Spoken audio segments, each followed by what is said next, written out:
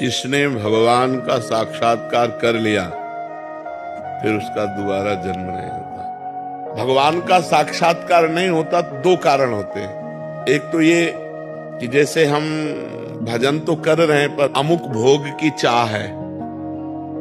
अब भगवत साक्षात्कार तब तक नहीं होगा जब तक ये चाह नष्ट नहीं हो जाएगी।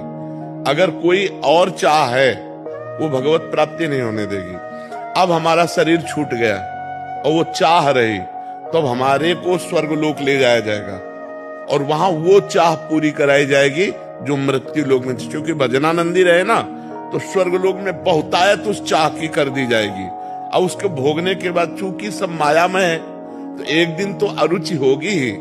जैसे खीर प्रिय है लेकिन कटोरी दो कटोरी तो आपको अरुचि हो जाएगी ना बराबर। तो जब उसको भोगों की जो चाह थी वो अरुचि हो जाएगी तब यहाँ उसका जन्म होगा। फिर वैभव संपन्न घर में जन्म होगा और भक्ति की अनुकूलता होगी और फिर उसका वहीं से भजन चलेगा जहां से भजन रुका हुआ था और वो अपना इस जन्म में भजन पूरा कर लेगा। पहला कारण। दूसरा कारण, हमने भजन शुरू किया हमारी मृत्यु हो गई, कोई चाह नहीं है, भगवान की चाह है, पर हमने भजन शुरू किया अब हमारी आयु खत्म हो गई, मृत्यु हो गई, अभी भगवत साक्षात्कार हुआ नहीं, तो उसको सीधे योगियों के कुल में जन्म, उसे स्वर्ग आदि लोक नहीं ले जाया जाएगा, सीधे योगियों के कुल में उसका जन्म होगा, भजनानंदियों के कुल में, और वहीं से भजन होकर वो पूरा हो जाएगा।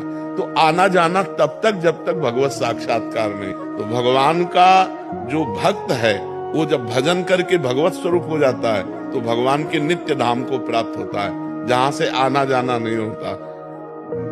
यद गत्वा न निवर्तन्ते तद धाम परमम मम, जहां जाने के बाद फिर इस मृत्यु लोक में नहीं आना होता।